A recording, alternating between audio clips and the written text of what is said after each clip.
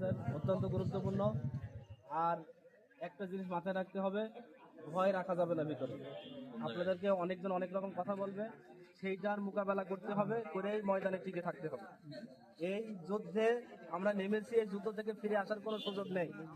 মনে করতে হবে যুদ্ধ একটা সমুদ্রের ওই পারে, পার হয়েছি, অনেক পানি পার হয়েছি, কিন্তু যানবাহন যে নৌকায় গিয়েছিলাম নৌকাটা এখন নষ্ট, ফিরে আসার কোনো সুযোগ নেই।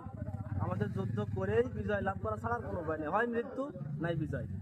এটা মাথায় রেখে আমাদের ময়দানে কাজ করতে হবে, স্পিরিট আরো বাড়াতে হবে, বাড়িয়ে কাজ করতে হবে। আর স্থানীয় যারা কর্মী আছে ভাই বোনেদের তালিকা করে, মানে কিভাবে স্পিরিট আরো বাড়ানো যায়, এই সব কিছু আপনাদের করতে হবে।